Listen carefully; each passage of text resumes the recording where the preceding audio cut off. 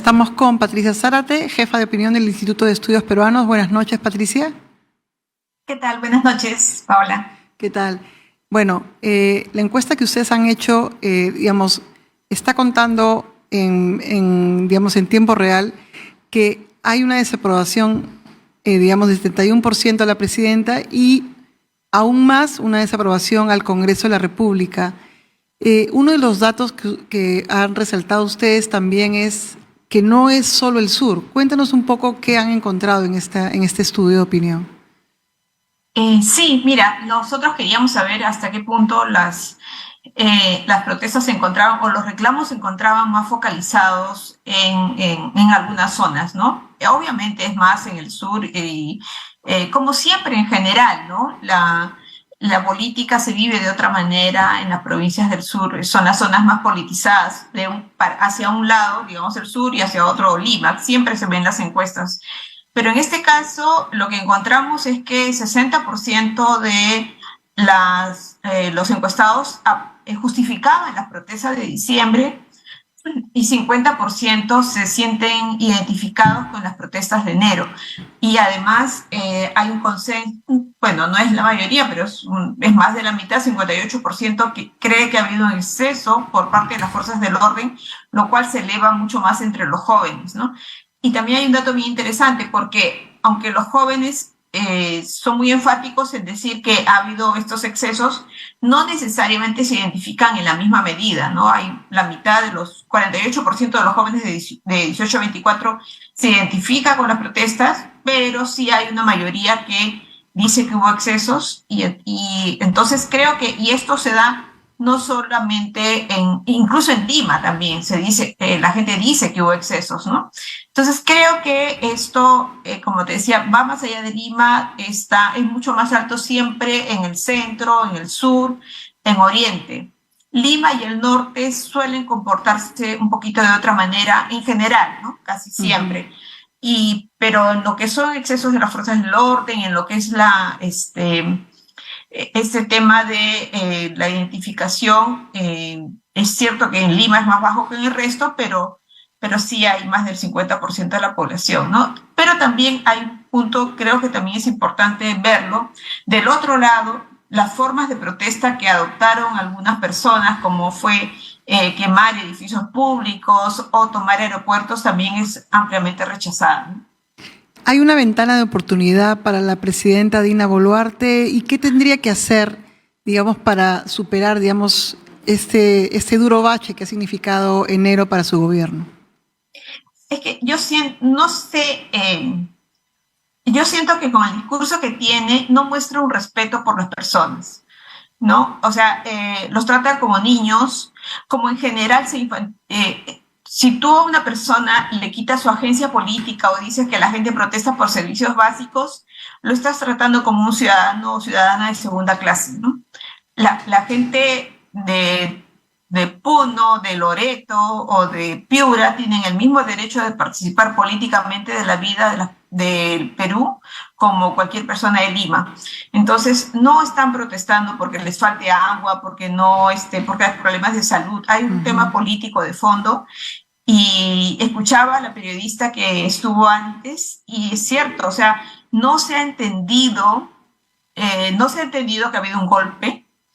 Yo creo que se ha entendido que más bien Dina Boluarte ha traicionado a Puno, porque les había dicho que no ella renunciaba si vacaban a Castillo, pero es que no es lo mismo. Pues a la señora Castillo se le vacó no porque lo que dijo el congresista Málaga, se le vacó porque dio un golpe de Estado. Pero como el golpe de Estado fue develado en tan poquito tiempo, creo que no se sintió de la misma manera y por otro lado la gente no necesariamente asocia, creo, con la misma fuerza un rechazo al golpe de Estado con un rechazo a la disolución del Congreso, un Congreso que no quieren.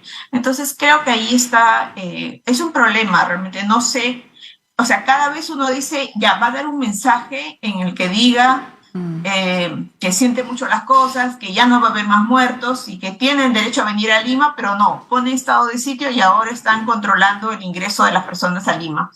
Entonces sí creo que va ahondando la distancia que ya veía Ujú, venir. Y entiendo su punto de vista, digamos, en el sentido de que a quienes tiene cerca es a los congresistas y a las Fuerzas Armadas, ¿no? claro. Que son. Entonces, siento que por ahí busca un poquito de apoyo, pero sí, me parece bien difícil cómo salir de esto ella misma, ¿no? Una de las cosas que se está haciendo es separar a Lima del resto del país, como si Lima también no fuera, digamos, provinciana, ¿no? De migrante. Que se pida, digamos, el ingreso, una visa a Lima, como si fuéramos otro país. ¿Cuán amplia va a ser esta grieta que se está creando o se intenta crear desde algún tipo de narrativa con actores como el primer ministro Alberto Tarola, que repite siempre, vamos a proteger Lima, Lima está resguardada, y los demás no son peruanos del mismo país? ¿Por qué se está creando Exacto. esta dicotomía? No, y además yo creo que la gente se olvida que las zonas de frontera son muy nacionalistas en general, ¿no? O sea, siempre, tú ves en todas las movilizaciones, está la bandera del Perú, la gente no es que quieras tener una secesión, puede haber algunos discursos de eso, pero no es la mayoría, ¿no? O sea, no es así. Entonces, como te decía, como tú bien dices, está ahondando una grieta que ya era difícil de salvar, que además ha ido ahondando también durante toda la presidencia de Castillo, ¿no? O sea, Castillo fue un desastre de gobierno, pero era una persona a la que había elegido buena parte del país y al margen que fuese un desastre de gobierno, muchos periodistas, mucha gente acá en Lima lo humillaba, y no lo humillaba por el desastre, sino por cómo era, por sus orígenes, ¿no? Ujú. Entonces, creo que eso también afecta a las personas porque un ataque transitivo, digamos, una humillación transitiva, ¿no? O sea, yo estoy humillando a alguien que Sí. es como tú. O sea, a ti también te puedo humillar más porque aunque sea presidente, le digo burro, analfabeto, le insulto de mil maneras, ¿no? Entonces creo que también ha sido mucho tiempo con estos discursos que lamentablemente no reconocen uno de los valores que tenemos nosotros y que es justamente la diversidad y la interculturalidad, ¿no? Una de las cosas que ha revelado la encuesta es este fetiche, ¿no? El fetiche de la izquierda en los 90 y en el año 2000 de la Asamblea Constituyente. Ahora, digamos, ha subido muchísimo el que se convoque una Asamblea Constituyente, ¿no? Estamos hablando de 69% a favor y 27% en contra. ¿Qué revelan estas cifras para los actores políticos a puertas de una elección? O sea, creo que acá estamos en un momento tan complicado que esto que no era tan alto, que de todos modos era, que digamos, podía sí llegar cerca de la mitad de la ciudadanía, que en las últimas encuestas llegó a eso, ha ido creciendo por el descontento en general, ¿no? Por el descontento y porque ya la gente piensa que hay que arreglar esto de alguna manera. Los congresistas están cambiando lo que quieren de la Constitución. Ujú. Entonces, y la gente no confía en ellos. Entonces, bueno, dice, si ya están cambiando, porque de verdad quieren cambiar muchas cosas, salvo la parte económica, felizmente, Ujú. están cambiando muchas cosas. Entonces, creo que se mezclan dos cosas. La crisis en la que estamos, ver una manera de ver cómo salir del embrollo en el que tenemos. La gente siempre piensa que todo lo nuevo es mejor, ¿no? Por eso no se religen congresistas, no se religen gobernadores ni alcaldes, lo cual no es cierto realmente, ¿no? Pero bueno, hay esa esperanza quizá en que eso nuevo quizá nos saque del embrollo y aunado a una alta desconfianza, una alta desaprobación que tienen del poder legislativo. Una de las cosas que también está pasando es que el presidente del Congreso, José Williams, no está siendo un buen acompañante para la presidenta Boluarte para llevar a cabo esta transición, porque la fecha de la segunda votación que confirme la elección en el 2024 va a ser en abril. ¿Por qué no están conscientes de la urgencia de este gobierno de transición y de las respuestas que hay que dar a la gente que está en las calles? Mira, yo no lo sé, de verdad, no, o sea, no estoy, supongo que es que no se quieren ir, que es la desconfianza de la gente, ¿no? También. finalmente no les importa, realmente puede haber una excusa de reformas, quizá a algunos pocos congresistas sí les importe las reformas porque creen que con eso van a solucionar en algo los problemas políticos que tenemos, o sea, eso es lo que está bien si lo creen así, pero creo que no, la mayoría de congresistas saben que esto es inútil y que lo único que están viendo es cómo retardar un poquito el momento de irse, ¿no? Entonces, no sé, de verdad, yo no sé cómo pueden trabajar de esa manera, ¿no? O sea, no, no tienen una alta aprobación. Lamentablemente, todo descansa ahorita en lo que ellos hagan. Entonces, es una responsabilidad con el país, con los muertos, pero si ni siquiera consideran bueno, no todos, ¿no? Pero una parte de los congresistas ni siquiera consideran que es responsabilidad del gobierno la alta cantidad de muertes que hemos tenido en las protestas, ¿no? Entonces, yo no sé, de verdad, ¿qué te puedo decir? Tenemos el proyecto de ley de Jorge Montoya, el congresista que ha pedido acabar con el principio de proporcionalidad con el fin de que, como van a quitar el principio de proporcionalidad, se va a disparar a todo el mundo, entonces ya la gente no va a salir a marchar. Eso ya, digamos, es un paso más allá de cualquier pedido, ¿no?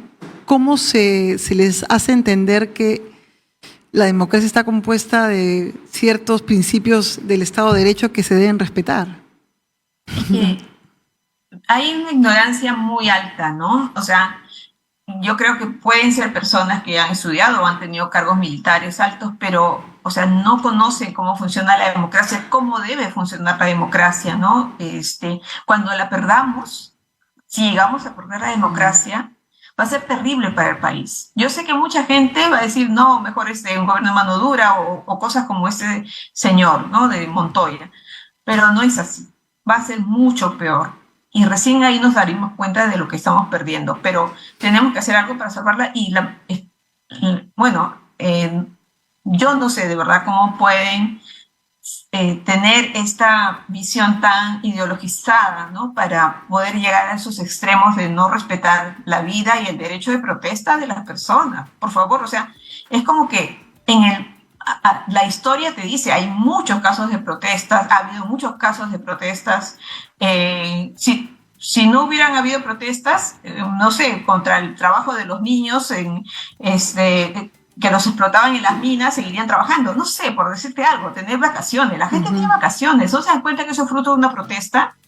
Tienen trabajo de 8 horas, ¿no se dan cuenta que eso es fruto de una protesta? Entonces, creo que hay mucha ignorancia y mucho miedo, ignorancia y no saber convivir, ¿no? Con estas diferencias. Muchísimas gracias por la entrevista. Quisiera tener una conversación más larga contigo para hablar de la irresponsabilidad de la izquierda, que también tiene que también eso nos da un programa entero. Muchísimas gracias por la entrevista y hemos estado con la jefa de estudios de opinión del IEP, Patricia Zárate.